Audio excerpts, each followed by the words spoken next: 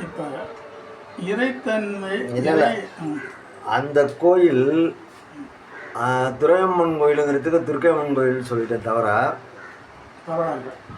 அந்த கோயில் வந்து கட்டி முடிக்கிறப்ப என்னால் பணம் பெரட்ட முடியல. ஒரு 50,000 ரூபா வட்டிக்கு வாங்கி செங்கிப்பட்டி செமுண்டாருன்னு ஒருத்தட்ட கொடுக்குறேன்.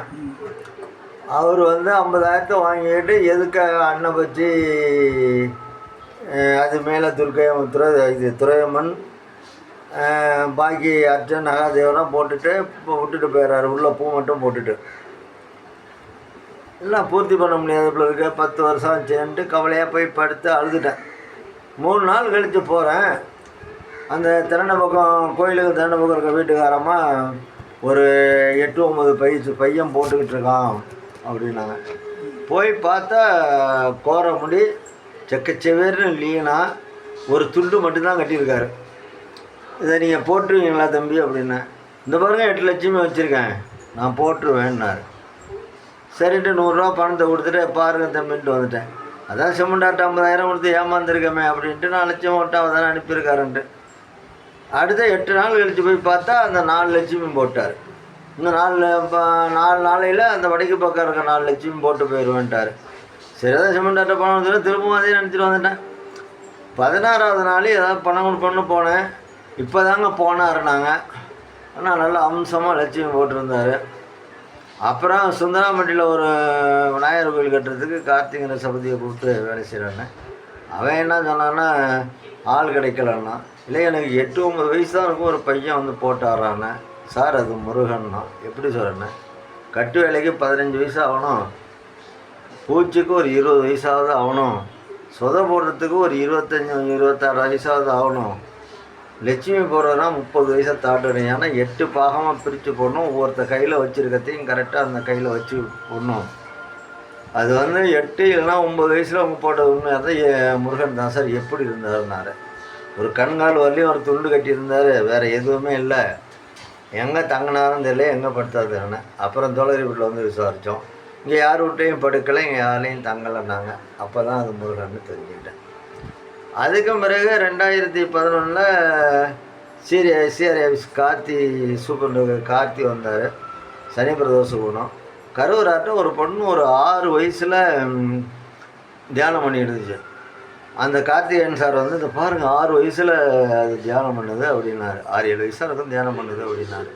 கிட்ட போனால் அந்த பொண்ணு எங்கே போணுச்சுன்னே தெரியல, கண்டுபிடிக்க முடியல. அப்போ தான் எனக்கு கருவறை மேலே ஒரு வைப்ரேஷன் வந்துச்சு.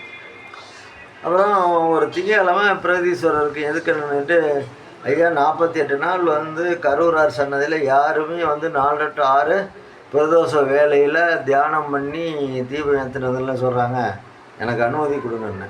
டக்குன்னு ஒரு வைப்ரேஷன். அன்னைக்கு தான் நான் வந்து பிரகதீஸ்வரருடைய வைப்ரேஷன் எப்படி வருங்கிறத தெரிஞ்சுக்கிட்டேன். நீ வந்து குருபெயர்ச்சிக்கு போவ, அடுத்த திருச்செந்தூர் அடுத்த திங்கக்கிழமையிலேருந்து ஓடினார். அப்போ அடுத்த திங்கக்கிழமைக்கு இந்த திங்கக்கிழமைக்கு இடையில தான் குருபெயர்ச்சியா அப்படின்ட்டு போய் இப்போ காலண்டரை பார்த்தா ஞாயிற்றுக்கிழமை குருபெயர்ச்சி. அப்புறம் திருச்செந்தூர் போயிட்டு திங்கக்கிழமை வந்தேன். அப்புறம் 48 நாள் தொடர்ந்து 4-6 அந்த 4லேருந்து 6க்குள்ளே சாயந்தரம் பிரதோஷ வேலையில் இருக்கிறது ரொம்ப பேர் முயற்சி பண்ண முடியல. நான் அதை வந்து முடித்தேன். அதுக்கு பிறகு அவர் மேலே நிறைய ஈடுபாடு வந்துச்சு. யாரோ என்னட்டு நீ தொடர்ந்து வில்வம் கொடுக்கலாம் பவானி ஏற்றுக்கிட்டாரே கொடுன்னாங்க. 2012 மார்கழி 1ஆம் தேதி ஆரம்பித்தேன், வில்வம் கொடுக்க ஆரம்பித்தேன். அப்போ கொஞ்ச நாள் பாலும் வில்வம் கொண்டு போயிடுந்தேன். அப்போ ஞானமணிங்கிற குருக்கள் இது வந்து 6 மாதத்துக்கு வைக்கலான்னே, இதுக்கு மட்டும் 6 மாதம் வைக்கிற பவர் இருக்குது, நீ ஏன் தினம் அலையிறீங்க, கொஞ்சம் கொடுங்க, ஒரு 3-4 நாளைக்கு வச்சுக்கிறேன், அப்புறம் வாங்கினாரு. சரி பச்சையாக எத்தனை நாளைக்கு இருக்கும்னு, 5 நாளைக்கு குறையாமல் இருக்குன்னேன்னாரு. அப்புறம் 4 பொட்டலம் கொடுக்க ஆரம்பித்தேன். 4 நாளைக்கு 4 பொட்டலம், இவருக்கு 4 பொட்டலம், சங்கர் நாராயணனுக்கு 4 பொட்டலம், கொங்கணேஸ்வரர் கோயிலுக்கு 4 பொட்டலம் கொடுக்க ஆரம்பித்தேன். ஒரு நாள் நான் தூங்கிட்டு இருக்கும்போது மேலே வீதியில் நிற்கிறது மாதிரி இருக்குது. ஒரு அம்பாசிடர் கார் வேகமாக போனது, ரிவர்ஸ் வந்து அந்த பாதாள சாக்கடை மேடு மாதிரி இருக்குது, அது தாண்டி என் ஓரத்தில் இருந்துச்சு. ஒரு அம்மா களத்தை சாய்ச்சி இறங்குனாங்க. ஒரு 7 அடி வரும், நல்ல அழகாக நல்லா இருந்தாங்க. அந்த வில்வ மூட்டை எப்போ எடுத்துருவா அப்படின்னாங்க. ஒன்றுமே புரியல. எப்பா அந்த ஏற்று வீட்டில் இருக்க வில்வ மூட்டை எடுத்துருவாப்பா அப்படின்னாங்க. போய் எடுத்துகிட்டு வந்தேன். வெள்ளை சாக்கில் இருந்துச்சு. பிரி அப்படின்னாங்க. பிரித்தேன். அது மேலே அந்த பிரித்த உடனே அந்த வில்வத்துக்கு மேலே சாணம் வந்துச்சு. இப்படி தான் பாவாடை குடிப்பியா கொண்டு போயிட்டாங்க. கோச்சிக்கிட்டு கழுத்தை சாய்ச்சி அந்த அம்பாசிடர் காரில் ஏறி போயிட்டு என்ன பண்ணுறதுன்னு எனக்கு தெரியல. மரானூர் வந்தேன். 4 காடை துணி வாங்கினேன். இந்த கணக்கு 4 காடை துணி வாங்கினேன். வில்வத்தை பறிச்சுக்கிட்டு வருவேன். முதல் நாள் தப்போ காஞ்சிக்கிட்டு இருக்கு பற்றியா, வில்வத்தை பறிச்சுக்கிட்டு வருவேன். இந்த காடா துணியில் இந்த பெஞ்சில் காய்கிற மாதிரி காயும். ஒரு 4 தடவை கை கால் கழுவிட்டு ஊதியை பூசிக்கிட்டு கிண்டி விடுவேன். ஒரு 4-4:30 மணிக்குள்ளே காய்ஞ்சிரும். ஃபேனில் காய்கிறதானே, அதே பச்சை மாறாமல் காய வைக்கணும். அதான் ரொம்ப முக்கியம். தண்ணி மட்டும் எடுக்கணும். அந்தளவுக்கு கிண்டி விட்டு தண்ணியை மட்டும் எடுக்கணும். எடுத்துகிட்டு சுருட்டி போட்டுருவேன். காலையில் 3:30 மணிக்கு எழுந்திரிச்சு 4 மணிக்கெல்லாம் விளக்கேற்றி சிவபுராணம் கந்த கவசம் வச்சுட்டு காயத்ரி மந்திரம் சொல்லிட்டு காக்காய்க்கு தண்ணி வச்சு இன்னொரு பக்கம் கட்டையில் தோசை இட்லி என்ன செய்கிறோமோ நைவேத்தியம் அதை வச்சுருவோம். அதுக்கு பிறகு வேலுக்கும் சூளத்துக்கும் ஞானத்திலே அபிஷேகம் பண்ணுவேன். அது முடியும். தொடர்ந்து நான் வில்வம் கொடுத்துக்கிட்டு இருக்கேன். இடையில ஒரு நாள் கரூர் சித்தர் உனக்கு 2017 மார்ச்சில் இறப்புன்னாரு. சரி பகவானே சந்தோஷம் இல்லை. அப்போ வருத்தம் எதுவும் இல்லையான்னாரு. வருத்தம் இல்லைண்ணே. ஏதாவது ஒரு வருத்தம் உனக்கு இருக்கான்னாரு. இருக்குன்னு. என்ன வருத்தம்னாரு. நான் வில்வத்தை அலசி சுத்தம் பண்ணி கொண்டு போகிறேன். பஸ்ஸில் போனால் தீட்டுக்காரங்களை தொட்டுருவாங்க, ஆட்டோவில் போனால் யாரை ஏற்றிட்டு போனானோ அப்படிங்கிற பயம். பறிக்க வர்றவனுக்கு பையனுக்கு 300 ரூபா கொடுக்குறேன், டீசல் 50 ரூபா ஆகுது. கொடுக்க வர்றதுக்கு 300 ரூபா கொடுக்குறேன், டீசல் 50 ரூபா ஆகுது. பெரிய நாய்க்கும் அம்பாளுக்கும் 200 ரூபாய்க்கு மாலை வாங்குகிறேன். அது அன்னியில் பெரிய கோயில் சங்கநாயகன் வெங்கடேஸ்வரர் கோயிலில் தட்டிலே ஒரு 200 ரூபா போடுறேன். அது அன்னியில் அந்த 4 நாளைக்கு ஒரு தடவை கொடுக்குறதுனால 4 நாளைக்கு வீட்டில் சாமி கும்பிட்றதுக்கு ஒரு 400 ரூபாய்க்கு போவாங்கிற. ஒரு தடவைக்கு எனக்கு 1500 ரூபா. ஒரு மாதத்துக்கு 12,000 ரூபா செலவு பண்ணுறேன். எங்கள் குலதெய்வ கோயிலுக்கு ஒரு கால பூஜைக்கு 5500 ரூபா கொடுக்குறேன். இப்படி பண்ணிகிட்ருக்கேன். அதனால் யாரும் இல்லாமல் நான் பறிக்க முடியாது அப்படின்னு கோயிலில் சொல்லிக்கிட்டு இருக்கேன். அப்போ அவங்க சொன்னாங்க, இல்லை ஒரு நல்ல பணி தொடர்ந்து செய்யுங்க அப்படின்னாங்க. இது எனக்கு மனசு வந்துச்சு அவர் கேட்குறப்ப. இது என்ன மாதிரி யார் பகவானை கொடுப்பா, அந்த ஒரு அச்சம் தான் எனக்கு. சாபத்தியெல்லாம் கவலை இல்லை. அதே சமயத்தில் சுத்தமாக பகவானுக்கு போய் சேர்றோம். அது யாரும் செஞ்சாங்கன்னா எனக்கு ஒன்றும் பிரச்சனை இல்லை அப்படின்னு. சரி, அதோட விட்டார். 26/2/2016 எங்கள் வீட்டில் செலவு பண்ணிட்டு குந்திருக்கான். நான் கட்டில் குந்திருக்கேன். அதெல்லாம் ஒன்றுங்க செலவு பண்ண வேண்டாம், கொண்டு வச்சுட்டு படுன்னேன். இவருடைய வைப்ரேஷன் வருதுன்னு தெரிஞ்சு 23 ப்ரெஷர் மாத்திரையும் 7 தூக்க மாத்திரையும் வச்சுக்கேன்னு. நான் நார்மலாக அந்த என் பொண்ணுக்கு உடம்பு சிலாமணிச்சு அதுலேருந்து ஒரு மனநிலை பாதித்த ஒரு மாதிரி ஒரு மனசில் கஷ்டம். லார்போஸ் NMG போடுவேன், என்வாஸ் பயன்படுத்தி 1 போடுவேன். ரொம்ப அது குறைச்சலான இதுதான், பவர் தான். திடீர்னு இவர் என்ன சொல்லிட்டாரு, 23 ப்ரெஷர் மாத்திரையும் 7 தூக்க மாத்திரையும் போட்டுட்டார். வீட்டை பார்த்தா 15 என்வாஸ் பாயிண்ட் தான் இருக்குது கரூர் சித்தர். அந்த வைப்ரேஷன் எனக்கு நிறையா உண்டு. என்னை யார் என்ன செய்கிறா, என்னை பற்றி யார் பேசுகிறா, எனக்கு யார் கெடுதல் பண்ணுவா, இந்த பொருளை யார் எடுத்தா எல்லாத்தையும் அவர் தரவாக சொல்லுவார். சார் என்று அன்புமடிகளை கேட்டோம்னா இப்போ தானே மாத்திரை கொடுத்தோமோ, போய் அப்பல் வாங்கிட்டு வரணும். 10 மாத்திரை வாங்கிட்டு வந்து அந்த 15ஓட 8 மாத்திரையை சேர்த்து 23 ப்ரெஷர் மாத்திரையும் 7 தூக்க மாத்திரை, மொத்தம் 30 மாத்திரை. எதுக்கு பானே 30 மாத்திரை போடணுன்னு. சிவனுக்கும் 3 எழுத்து, இது சிவனுக்கு 3 எழுத்து, அவருடைய கண்களும் 3. அதனால தான் முருகன் மறையும் போது என் மேலே உண்மையான பக்தி இருக்கவங்க என்னை முருகான்னு கூப்பிடுங்க. எங்கள் அப்பாவோட 3 எழுத்து தான் நான் விரும்புகிறேன். அதனால் என்னை முருகான்னு கூப்பிடுங்கன்னு சொல்லிட்டு தான் அவர் சூரசம்ஹாரம் பண்ணிவிட்டு சொன்னதாக சொல்கிறாங்க. அதனால் நீ 30 மாத்திரையை போடு அப்படின்னாரு. சரின்னு ஒரு 10:30 மணிக்கு சாவுக்கு வர்றவங்கெல்லாம் சந்தோஷமாக எடுத்துக்கணும், சாவை யாரும் அழுவக்கூடாது, அடுத்த பிறகு நல்ல பிறகு யாருக்குன்னு வேண்டிக்கணும்னு ஒரு 3 பக்கம் எழுதி வச்சுட்டு 30 மாத்திரையும் போட்டு தண்ணியை குடிச்சிட்டு பார்த்தா பிபி இறங்கலை. சிவபுராணம் கந்த கவசம் காயத்ரி எல்லாம் படிச்சுட்டு பார்க்குறேன், பிபி இறங்கலை. மறாத நாள் காலையில் எங்கள் வீட்டில் புரட்டி பார்த்துருக்கா, மூச்சு வந்திருக்கு, ரொம்ப இதாக வந்திருக்கு. அப்புறம் பொண்ணுகள்கிட்ட சொல்லியிருக்கா, கிடந்து எல்லாம் அழுதுருக்குது.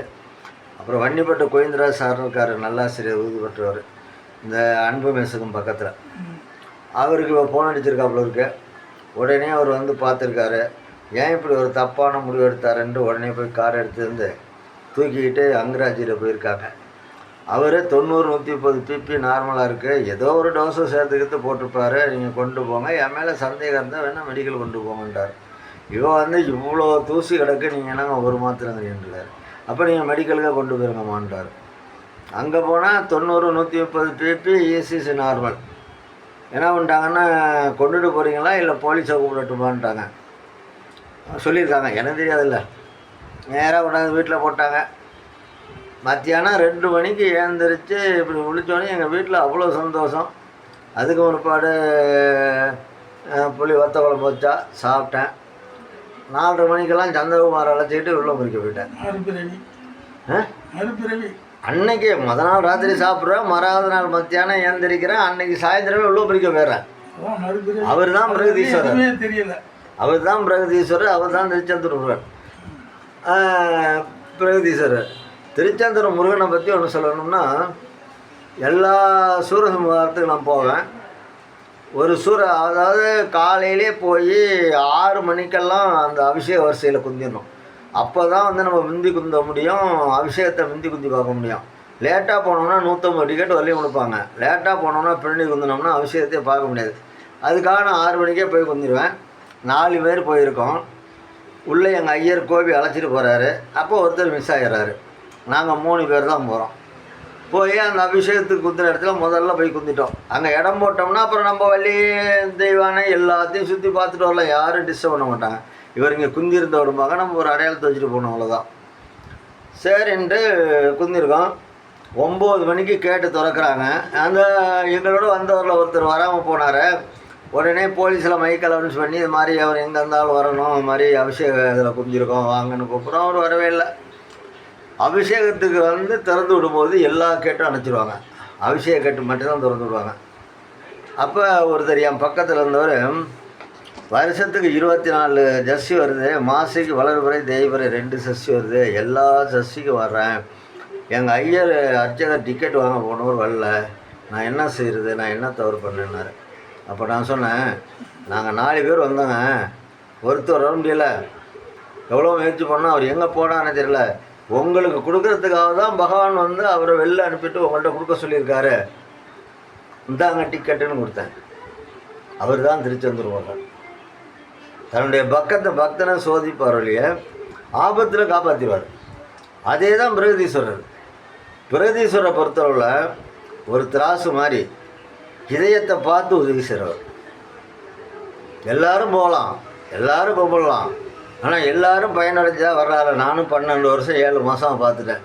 பயனடைஞ்சவங்களும் இருக்காங்க, பாதித்தவங்களும் நிறையா இருக்காங்க. அவர் இதயம் தூய்மையாக இருந்தால் மட்டுமே ஏற்றுக்கக்கூடிய பகவான். இப்போ 12 வருஷம் 7 மாதம் உள்ளே கொடுத்துக்கிட்டு இருக்கேன். இந்த காய வச்சு நீங்கள் என்ன கூட ஃபோட்டோ எடுத்துக்க, காய வச்சு கொண்டு கொடுத்துக்கிட்டு இருக்கிறேன். ஆமாம்.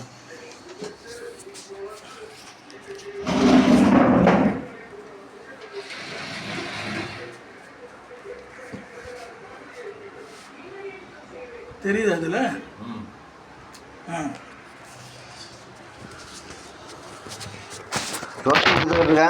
எனக்கு ஒரு ஆசை இருக்குன்னா, நான் இறக்குற வரலையும் ஒரு நாள் விடாமல் பிரகதீஸ்வருக்கு உள்ள கொடுத்துடணும் தான். நிறைய அற்புதங்களை கண்டிருக்கேன். சரபோஜி காலேஜில் வந்து வில்வத்துக்கு தண்ணி ஊற்றிக்கிட்டு இருந்தேன். ஒருத்தர் கள்ளிசிப்பா போட்டுக்கிட்டு ஒரு 3 அடி உயரம் இருக்கும். தம்பி என்ன பண்ணுறீங்கன்னாரு. வில்வத்துக்கு தண்ணி ஊற்றிக்கிட்டு இருக்கேன்னு. இங்கே வாங்க தம்பின்னு பீச்சை கையை பிடிச்சி அழைச்சிக்கிட்டு நேராக காலேஜ் பக்கம் போனார். அந்த மேற்க போகிற ஒரு தார் ரோடு இருக்கும். அங்கே வந்து 2 இங்கே ஒரு திருவோடு மரமும் அந்த புளிய மரத்தில் ஒரு திருவோடு மரமும், 2 திருவோடு மரத்தையும் காட்டி இது யாருக்கும் தெரியாது, இதுக்கு தண்ணி ஊற்றுங்க, காலேஜில் 2 திருவோடு மரம் இருக்குங்கிறத நீங்கள் சொல்லுங்கள் அப்படின்னாரு. சரிங்க சாமின்னா ஆளை காணும். முடியாது பார்க்குறேன், ஆளே காணும். 2010 2011 தெரியல. கரூருக்கு போயிட்டு நெரூர் சதாசிவபிரமேந்தர் அடக்கமான இடத்துக்கு போயிட்டு வந்து பஸ் ஏற வர்றேன். ஒரு 3 அடி இருக்கும், கண்டம் கரேருன்னு மூஞ்சி, நல்ல கனமான மூஞ்சி, காலு கீழே அந்த பஸ்ஸில் கீழேயும் தண்டலை, மேலே இருக்குமா கம்பி அதுலேயும் தலை தண்டலை, அப்படி தான் ஆள். உடம்பெல்லாம் ஊதி, நெத்தியில் பட்டை, கையெல்லாம் பட்டை. நான் வெத்தில சீல் போடுறதுனால யதார்த்தமாக ஓரத்தில் வந்துடுறேன்னா ஆச்சு போச்சு அந்த பேலை இந்த பேலன்ட்டார். பயந்து போய் நான் அடுத்த பஸ்ஸுக்கு வந்துட்டேன். வீட்டுக்கு வர விட்டு தான் தெரிஞ்சிச்சு அது கரூர் சித்தர். நம்ம தான் அவசரப்பட்டோம், சாமி உங்கள் காட்சி எனக்கு போதும் அப்படின்னு சொல்ல மறந்துட்டேன். அதாவது என்னை பொறுத்தவரை எதுவுமே நமக்கு சொந்தம் இல்லை. எனக்கு சொந்த வீடு கிடையாது. 8 ஏக்கர் 24 சென்ட் நான் வீடு வந்தப்போ சமத்துவபுரத்துக்கு 2 ஏக்கர் விற்றேன். சென்னம்பட்டி இலவச பட்டாவுக்கு 1 ஏக்கர் 90 சென்ட் விற்றேன். என் பிள்ளைக்கு உடம்பு சரியில்லாதப்போ 2 ஏக்கர் விற்றேன். நம்ம வந்து கும்பகோணம் திருவோணம் பட்டு சொசைட்டி இருக்க ஊரில் போய் வேலை பார்த்தேன். என்னோடய நேர்மையை பார்த்துட்டு அந்த ராமலிங்கம் மாண்புமிகு இப்போ துணை சகோதரன் என்ன இருக்க மாண்புமிகு பிச்சாண்டி வந்து அப்போ வீட்டு வசதி மந்திரியாக இருந்தார். அவர்கிட்ட சொல்லி ஒரு வீடு அலாட்மெண்ட் வாங்கி கொடுத்தாரு. அதுக்கே எனக்கு வந்து அட்வான்ஸ் கட்ட முடியல. சபதி மணவாளன் தான் ஒரு பொண்டாட்டி நகை அடவத்திட்டு வந்து கட்டினார். அப்புறம் மாச டிவியில் பிடிச்சாங்க. இன்றைக்கி ஒரு 3.5 கோடி ரூபா சொத்து. என் பெரிய பொண்ணுங்க சின்ன பொண்ணு கொடுத்துரு. என்கிட்ட ஒன்றும் கிடையாது. ஏன்னா எல்லா சொத்தையும் விற்றுட்டு வந்ததுனால இதையும் விற்றுருவோம். அது லோனில் இருந்து வாசி விற்கல, இல்லைன்னா அதையும் விற்றுருந்துருப்பேன். அதை அந்த பிள்ளை பேரில் எழுதி வச்சேன். பாவமே காம்ப்ளெக்ஸ் கட்டிக்கிட்டு நல்லா இருக்காங்க. அவங்க ஒரு 90,000 வாடகை வாங்குறாங்களா, அதில் ஒரு 30,000 கொடுக்குறாங்க. வீட்டு செலவை பார்த்துக்கிறா. நான் 28,000 வாங்கி. பெரிய கோயிலில் நடந்த நிகழ்ச்சியை நீங்கள் சொல்லணும். பெரிய கோயிலில் ஒரு அரோகரி என்ன அகோரி உருவத்தில் வந்து எனக்கு ஒரு மாலை கொடுத்ததா சொல்லியிருக்கீங்க. இல்லை நான் கரையில் குந்திருக்கேன். ஒருத்தர் வந்து நிற்கிறாரு. நான் யார் வந்துனாலும் மத்தியான நேரம் சாப்பாடு வாங்கி கொடுப்பேன். காலையிலலாம் டிஃபன் வாங்கி கொடுப்பேன். டிஃபன் வாங்கி கொடுப்பேன். சாப்பிடுங்க மத்தியானம் 12 மணி இருக்கும். சாப்பிடுங்க சாமிங்கிறேன். ஹிந்திங்கிறாரு. அப்போ ஹிந்தி பேச தெரிஞ்ச ஒருத்தரை கூப்பிட்டாந்து பேச சொல்கிறேன். நான் ராமேஸ்வரத்துலேருந்து திருப்பதி போகிறேன். நீங்கள் பெரிய கோயிலில் உத்தராஜம் கேட்டீங்களாமே, இந்தாங்க உத்தராஜன்னு கொடுக்குறாரு. எல்லோரும் காலில் விழுந்து கும்பிட்றாங்க. நான் காலில் விழுந்து கும்பிட போகிறேன், நீங்கள் காலில் விழுந்து கும்பிடக்கூடாதுங்கிறாரு. அப்புறம் அகோரிங்கிறதுக்கான அடையாளத்தை காட்டினார். இடுப்பில் நம்மலாம் கோமணம் கட்டுவோமே, அது மாதிரி அவர் வந்து ஒரு நைட் செயின் கட்டியிருந்தார். அப்படியே திரித்து செந்தூரமாக கொடுத்தாரு. தலைமுடியை கட் பண்ணி என்ன பண்ணார்னா, இதை வச்சுங்க அப்படின்னாரு. இங்கே வரேன். அந்த முடி தான் இந்த செந்தூரம். இந்த செந்தூரம் தான் இந்த முடி தான். அவர் தலைமுடி தான் இந்த செந்தூரம். சந்திரத்தை கொடுத்தாரு. அப்புறம் 2000 அது நிறைய பெரிய கோயில் அற்புதங்கள் நடக்குங்க. 1 2ன்னு சொல்லவே முடியாது. நிறைய அற்புதம் நடக்கும். ஒருத்தர் வந்து சனி பிரதோஷம் பணம் கட்டுறாரு. இவரெல்லாம் சனி பிரதோஷம் பண்ணுறாரு பகவானே, இது நியாயமா அப்படின்னு கேட்குறேன். உடனே பிரகதீஸ்வரர்லேருந்து எனக்கு வைப்ரேஷன் என்னென்னா, 2வது பொண்ணு திவ்யாவுக்கு கல்யாணம் பண்ண போகிறேன், நல்லவனுக்கு மட்டும் பத்திரிகை கொடுத்து கல்யாணம் பண்ண முடியுமாங்கிறாரு. நான் பிரதோஷம் முடிஞ்சோடனே பெரிய கோயில் சூப்பர்வைசர் ரங்கராஜனுக்கு ஃபோன் பண்ணி, என்ன மச்சான் நான் இது மாதிரி சொன்னால் அவர் இது மாதிரி சொல்கிறாரு மச்சான் அப்படிங்கிறேன். அவர் சொன்னது நியாயம் தானே மச்சான், நீங்கள் நல்லவனுக்கு மட்டும் பத்திரிக்கை கொடுத்து கல்யாணம் பண்ணிட முடியுமாங்கிறாரு. அப்போ நம்ம தப்பாக கேட்டோம் மச்சாங்கிறேன். கேட்டுகிட்டே விடுங்க அப்படிங்கிறாரு. ராத்திரி 8 மணி இருக்கும். ஃபோன் அடித்தார். எல்லாம் மச்சாங்கண்ணே, நாங்கள் எப்போவுமே 15 பிரதோஷத்துக்குள்ளே தான் வருது ஒரு வருஷத்துக்கு. அதனால் 3 பேர் 4 பேரை சேர்த்தான் செய்கிறத நாங்கள் சொல்லிவிடுவோம். உங்களுக்கு உண்டான மரியாதை செய்வோம். நீங்கள் 4 பேர் செய்கிறதுனால அன்னதானம் நிறையாவும் போட முடியுது. சனிக்கிழமை நிறையா பேர் வர்றாங்க. ஒருத்தருக்கு மட்டும்தான் முடியாதுங்க. ஏன்னா வருஷத்துக்கு 12 13 பிரதோஷம் தான் சனியில் வருது அப்படின்னு சொல்லி தான் பணம் வாங்குகிறோம். இந்த நபர்கிட்டையும் அதை சொல்லி தான் பணம் வாங்கினோம். ஒரு 8 மணிக்கு வந்து நீங்கள் எல்லாருக்கும் சேர்த்து பிரதோஷம் பண்ணிட்டீங்க, நாங்கள் தனியாக தானே பண்ண சொன்னோம். எங்கள் பணத்தை கொடுங்கன்னு கேட்டு வாங்கிக்கிட்டாங்க, ரசியை கொடுத்துட்டு. அதாவது என்ன சமாதானப்படுத்தினா அதே பிரகதீஸ்வரர் அன்னைக்கு நைட்டே பணத்தை திரும்ப கொடுக்க வைக்கிறார். அது அவர் அற்புதங்களில் ஒன்று. கரூர் சித்தருக்கு வந்து இப்போ நிச்சயமானது. ஆமாம், கரூர் சித்தருக்கு இப்போ அந்த எண்ணெய்லாம் போட்டுக்கிட்டு இருக்கார தாடி. அவர் கேட்டுக்கிட்ட கொஞ்சம் நான் போனது லேட்டு, காலையிலே 6:45 7 மணிக்குள்ளே போயிடணும். அப்போ தான் வந்து அபிஷேகத்துக்கு முந்தி அவங்க திரை போடுறதுக்கு முந்தியே வில்வம் கொடுக்க முடியும். அதே மாதிரி அம்பாளுக்கும் மாலை கொடுக்க முடியும், அதே மாதிரி முருகனுக்கும். அப்புறம் திரை போட்டாலும் என்கிட்டங்கிறப்ப நான் சத்தம் போட்டு கூப்பிட்டா வந்து வாங்கிட்டு போயிடுவாங்க. ஆனால் தெய்வத்தை பார்க்க முடியாது, அவ்வளோதான். அது மாதிரி போகிறப்ப இவர் கேட்டுக்கிட்ட நான் போயிட்டு வரேண்ணே, வேலையெல்லாம் முடிச்சுட்டேனேன்னு சொல்லிட்டு போயிட்டார். வந்து பிரகதீஸ்வரர் கொடுத்துட்டு முருகனுக்கு கொடுக்க போகிறேன். இவர் அந்த துப்புரவு தொழிலாளி வச்சுருப்பாங்கள்ல ஒரு கூட்டுறது, அது மாதிரி ஒரு நாள் கூட்டிகிட்டு நிற்கிறாரு. என்னடா இப்போ தானே கேட்டில் பார்த்தா கூட்டிக்கிட்டு ஓடுறேன், மறைஞ்சு போயிட்டார் ஆளுதான். அதுதான் கரூர் சித்தர். கரூர் சித்தர் நடமாடக்கூடிய ஒரு கோயில், பெரிய கோயில். எல்லாருமே தப்பாக வந்து அந்த கோயிலுக்கு போகக்கூடாது, கோயிலுக்கு போடாது, அது உண்மையே கிடையாது. நீங்கள் தூய்மையானவர் இருந்தால் அவர் வந்து உங்களை பிள்ளையாக எடுத்துக்கிறார், அவ்வளோதான். அவ்வளோதான். 12 வருஷம் 7 மாதம் போயிட்டுருக்கேன். இப்போ வந்து என் பிள்ளை எங்கள் வீட்டில் 30,000 கொடுத்துட்றாங்க, செலவுக்கு வச்சுக்கிறேன். நான் 28,000 கோயிலுக்கு செலவு பண்ணுறேன், அமைதியாக தூங்குறேன், ஏந்திரிக்கிறேன், சந்தோஷமாக இருக்கிறேன், எந்த சொத்தும் கிடையாது, எதுவும் கிடையாது. நல்லா தான் என்ன வச்சுருக்காரு. அதே மாதிரி எத்தனையோ பேர் நல்லா தான் இருக்காங்க. ஊர் பூரா அக்கப்போர் பண்ணிட்டு ஊர் சொத்தையெல்லாம் முதலடிச்சிட்டு வந்து நின்றுக்கிட்டு என்ன பிரகதீஸ்வரர் காப்பாற்றலாம், காப்பாற்றவே மாட்டார். அவர்கிட்ட மன்னிப்பே கிடையாதுங்க. அவர்கிட்ட வந்து மன்னிப்பே கிடையாது. முடி எடுத்தாரம் எடுத்து வருதான். நான் கண் கூட 12 வருஷம் 7 மாதம் பார்த்துக்கிட்டு இருக்கேன். இறைவன் கருணை வடிவமானவர். அந்த கருணை ஆனால் நல்ல பொறுமையானவர். அதை விட எனக்கு பெரிய நாயகன் தான். ஒரு தடவை அந்த மர்கண்டைல் பேங்கில் அந்த காம்ப்ளெக்ஸ் என் பொண்ணு கடை வாங்கியிருந்துச்சு, அது நெருக்கடி கொடுத்துட்டாங்க. அதை கார்பரேஷன் பங்கு மாற்றணும், அதுக்கு 7 லட்சம் பணம் கட்டணும். போய் குந்திட்டு அன்றைக்கி அபிஷேகம் நடந்துருக்கு பிரியநாயகனுக்கு. போய் அழுதுட்டு குந்திட்டு என்னால் ஒன்றுமே பண்ண முடியலையே, நான் எங்கே 7 லட்சத்துக்கு போவேங்கிறேன். சாயந்தரமே வந்து ஓரியன்ட் பேங்க் மேனேஜர் நமக்கு ஒரு நண்பர், என்ன சார் நல்லா இருக்கீங்களான்னாரு. இது மாதிரி என்ன வாங்க சார் திருச்சியில் பணம் வாங்கி கொடுக்குறேன்னாரு. 7 லட்சம் வாங்கி கொடுத்தாரு. அப்புறம் அதை கட்டி கார்பரேஷன் பேங்க்கு மாற்றி லோனை ரிலைன் பண்ணிட்டோம். கண்ணில் தண்ணி வந்தாவே அந்த அம்மா தாங்கிக்க மாட்டாங்க தன்னுடைய பக்தனுக்கு.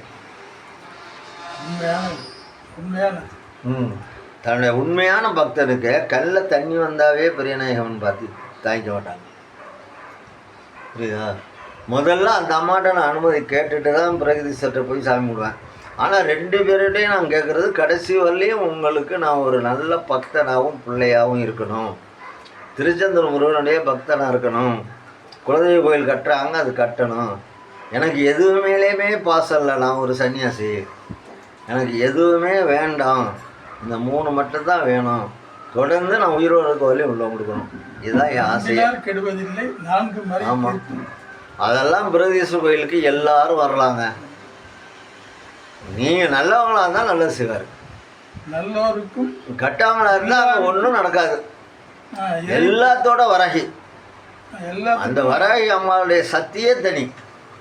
அடுத்தது உங்கள்கிட்ட ஒரே ஒரு செய்தியை சொல்கிறேன். எல்லா கோயில்லையும் தெற்கு மாமா மயிலுக்கு, முருகன் கோயிலில் மயில் இருக்கும், அந்த கோயிலில் வடக்கு மாமா இருக்கும் மயில். தாய் தந்தை இறந்த பிற்பாடு தான் தெய்வங்களை வணங்குறீங்களா? இல்லை இல்லை, நான் 1972 ஆரம்பிச்சிட்டேன். எங்கள் ஊர் விநாயகர் இது தாய் தந்தை இருக்கும்போது நான் சின்ன பிள்ளையிலேயே 70லேயே 10வது படிச்சுக்கிட்டு இருக்கப்ப எங்கள் ஊர் அம்மன் கோயில் கட்டப்ப கல்லெல்லாம் அள்ளி கொண்ட போடுவேன். இல்லை, ஒரு பாடல் சொல்கிறேன்.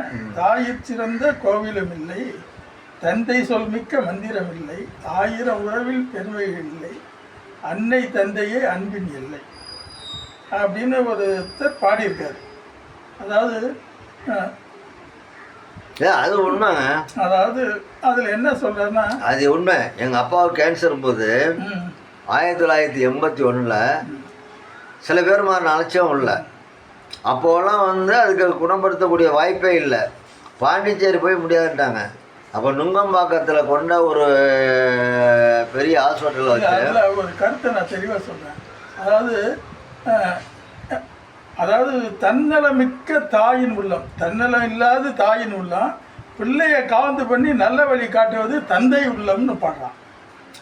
அதனால அவங்களுக்கு பிற்பாடு இறைத்தன்மையை நம்ம கடைபிடிக்கணுமா? இல்லை இல்லை இல்லை, இறைத்தன்மைக்கும் தாய் தந்தைக்கும் சம்மந்தமே கிடையாது. நீங்கள் தாய் தந்தையை நல்லா பார்த்துக்கிட்டிங்கன்னா உங்களுடைய எதிர்காலம் சுபிட்சமாக இருக்கும். ரைட்டு, அருமையான வார்த்தை, அருமையான வார்த்தை. நீங்கள் இது கண் கூட பார்த்துட்டேன். எங்கள் டாக்டர் வந்து சந்தோஷ் மெடிக்கல் காலேஜ் வச்சுருக்கான காசியாபாத்தில். அவன் அம்மாவுக்கு 3.5 மாதம் சீரியஸு. 2 பேருமே அந்த அம்மாட்ட பால் குடிச்சு வளர்ந்தோம். 25 நாளையில் அவன் பிறந்த 25 நாளில் நான் பிறந்தேன். 2 பையன் பிறந்து செத்து போய் அவன் 3ஆவது. 2 பேரும் ஒரே தாயிட்ட பால் குடித்தோம். எங்கள் அம்மாட்டையும் பால் குடித்தோம், அவங்க அம்மாட்டையும் பால் குடித்தோம். நான் 3.5 மாதமும் நான் தான் இருந்தேன். 2 தடவை நோயாளியை பார்க்க வர்ற மாதிரி வந்தான். கடைசி என்னாச்சுங்கிறீங்க? அந்த அம்மா என்னன்னு சொல்லி அவனை திட்டாங்களே எல்லாம் வாழ்க்கையில் நடந்து போச்சு, நடந்துட்டு. என் சின்ன பொண்ணோட பையனுக்கு காது கேட்கலன்னா அந்த உள்ள மிஷின் வைக்கிறதுக்காக இவன் 4-5 மாதம் மெட்ராஸ் போயிட்டான். அந்த 5 மாதமும் இங்கே அதுக்கு எங்கள் அம்மாவுக்கு மலம் எடுத்ததுலேருந்து வீடு கழுவி விட்டதுலேருந்து எல்லாம் நான் தான் பண்ணேன். என் வேலை செய்கிற பையனோட என்னை ஊரில் கொண்டாந்து விடுங்க, அழைச்சிட்டு போவான். திருவோணம் போனோடனே ஆட்டோ திருப்ப கொண்டு போய் தஞ்சாவூருக்கு எங்கும் கொஞ்சம் கூடவும் வருத்தலை. அவ்வளோவையும் சீரழிச்சுக்கிட்டேன். கடைசியாக 1 மாதம் ஓடி போயிருங்கிறதுக்காக ஊரில் கொண்டு 2 தம்பி இருக்கானேன்னு விட்டு அந்த 5000 4000 ரூபா பணம் கொடுத்து சாப்பாட்டுக்கு அவனோட கொடுத்து இது பண்ண சொன்னாங்க. அவங்க சொத்தையெல்லாம் அவனை தான் வச்சுருக்காங்க. 2 பேரும் ஒழுங்காக நிற்கலை. ஒருத்தன் செத்து போயிட்டான், ஒருத்தனுக்கு ஏகப்பட்ட சோதனை. நான் நல்லா இருக்கேன். அந்த காலத்துலேருந்து நான் தான் அதுக்கு நல்ல கடை செஞ்சேன். எங்கள் அப்பா கொண்ட மெட்ராஸில் வச்சு நுங்கம்பாக்கத்தில் பார்த்தேன். என்றைக்குமே தாய் தாப்பா நல்லது செய்கிறாங்களா கெட்டது செய்கிறாங்களான்னு பார்க்கக்கூடாது. நம்ம அவங்கள்ட்ட நல்லா நடந்துக்கிட்டோம். உங்கள் வாழ்க்கையில் நான் கற்றுக்கிட்ட பாடத்தை ஒன்று சொல்கிறேன். அதாவது நான் இறைவன் இல்லைன்னு நான் சொல்கிறேன். சும்மா உங்கள்கிட்ட விளையாடுறேன். எனக்கு இறைவன் பக்தி உண்டு, உங்கள்கிட்ட விளையாடுறேன். நீங்கள் எப்போ வேகமாகுறீங்க, வேகமாகும்போது அவரை நான் அடிக்கவா அப்படின்னு ஒருத்தன் வந்து கேட்குறான், உங்களுக்கு சொந்தக்காரன். அப்போ நீங்கள் சொல்கிறீங்க நானும் அவரும் ரொம்ப காலம் பழகிய நண்பரியா அப்படின்னு சொல்கிறேன். சொன்ன பிற்பாடு நீங்கள் சொல்கிறீங்க அதாயா உண்மை, நீ போயா அப்படிங்கிறீங்க. அப்போவே நான் உங்கள்கிட்ட இறைத்தன்மை அதிகமாக இருக்குது, இறைவனுடைய அருள். அதாவது இறைத்தன்மை வந்து கேட்டு வாங்கிறது இல்லைங்க, அவங்களுக்கு செயல்பாடுக்கு தகுந்தது மாதிரி இறைவன் கொடுக்கக்கூடிய ஒரு பெரிய வரம். அப்ப நீங்க அவர் அடி அப்படின்னு சொல்லல. நான் யாரையும் அடி சொல்ல நண்பர், அதாவது நண்பர், அவர் எது பேசினா காம்ப்ளெக்ஸ் கட்டுறப்ப 4 லட்ச ரூபா வரலையும் 2